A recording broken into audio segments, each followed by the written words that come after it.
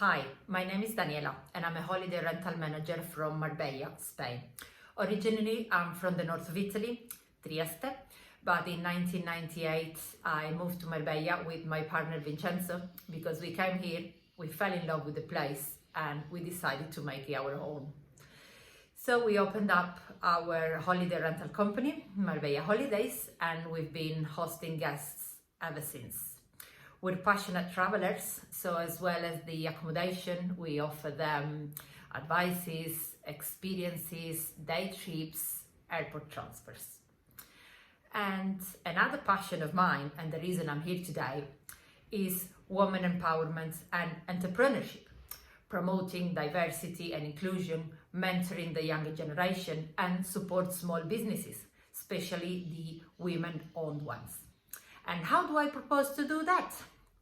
Well, in the last year, due to the special situation we've all lived through, I found myself with extra time on my hands and I decided to invest it in what I never had time to do before, which is networking and catching up with all the contacts I made throughout the years at travel and tourism fair and events all across Europe.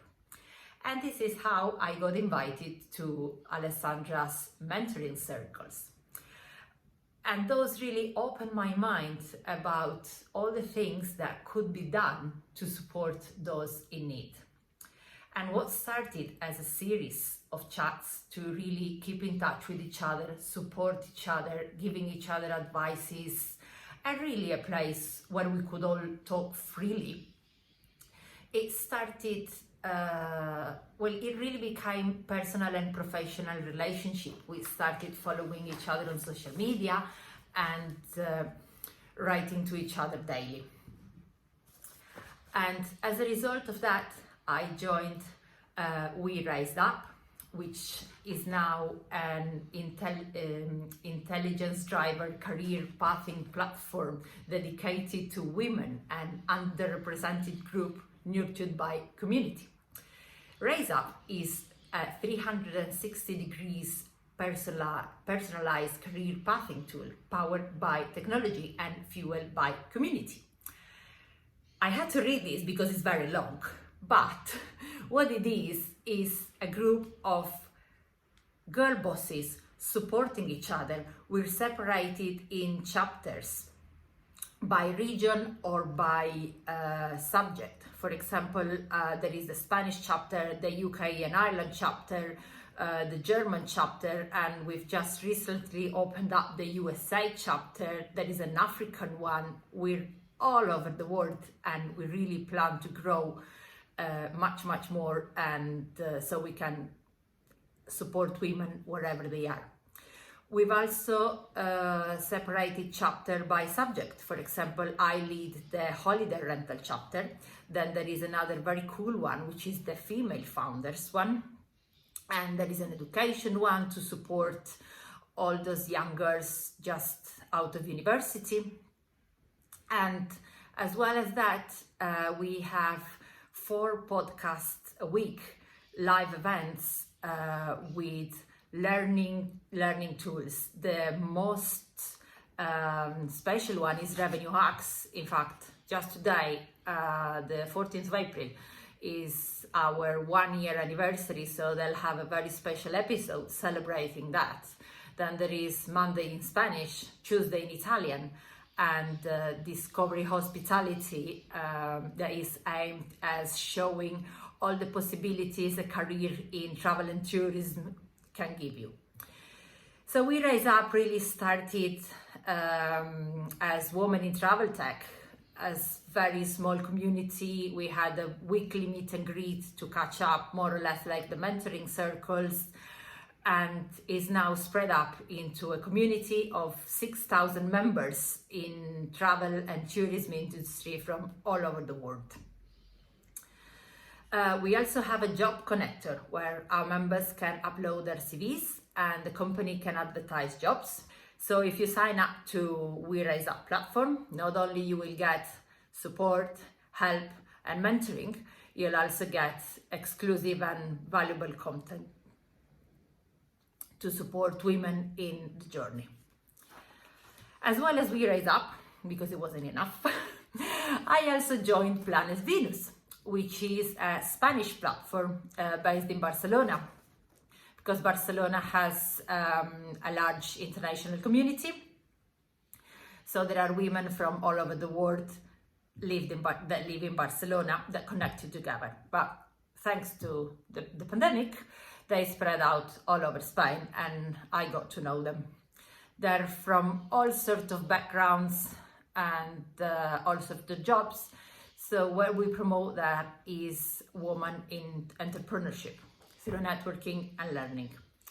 And under their umbrella, I recently wrote a blog post on 8 women that reinvented themselves in the last year as a result of having lost a job or having had a whole life change. Behind each of these stories, there is such strength, resilience, power that I will always be grateful to those 8 women that have shared the story with me. And really, I hope that blog post will inspire other women to be brave and take the plunge.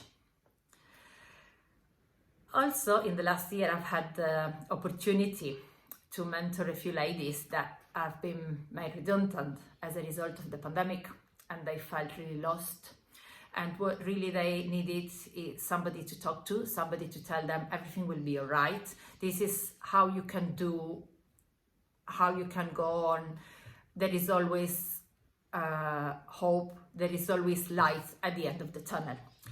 And mentoring those ladies, helping them tidy up their CV, their LinkedIn profile, really made me understand that I can do something to help other people. So I kind of made my mission to do that as much as I can, even when my work will start to come back, which is starting already, and I will have less time.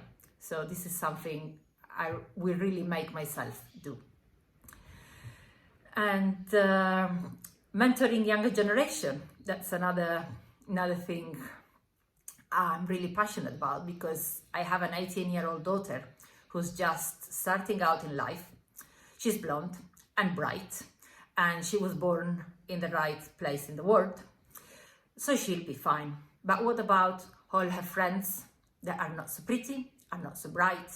So I made her understand, and her friends, how privileged they are, and how it's their duty to help the not so privileged one.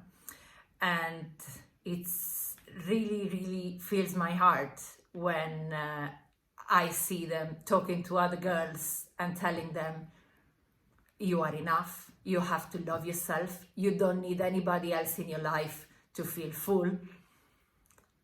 That means I've done a good job with her and with her friends. Another thing is supporting small local business, because more than ever now it's important to make guest travelers or tourists, as we want to call them, that how they spend the money into a destination, it will make or break it.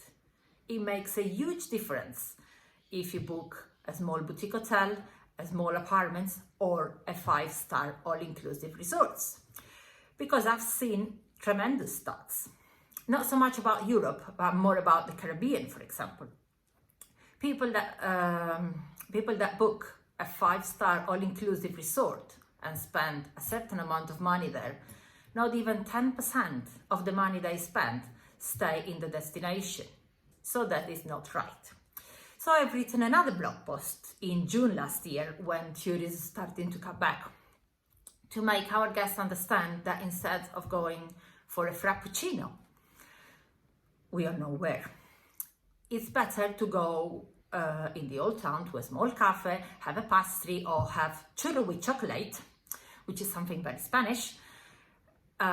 It's better to buy souvenirs in a small shop rather than going to the big mall. It's much better to go and have lunch or dinner into a small restaurant, because the small restaurant gets local source products by the local farmer. So by spending in a small restaurants, they will help a whole chain of spending around the destination.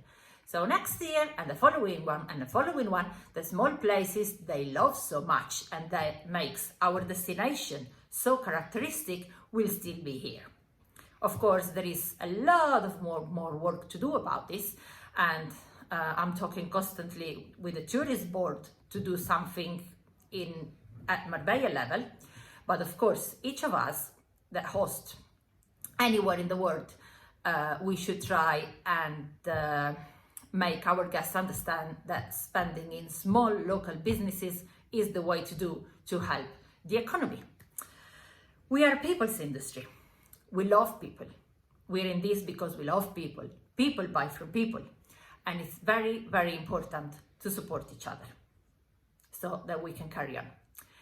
Thank you very much if you've listened up to here, and I hope to see you soon.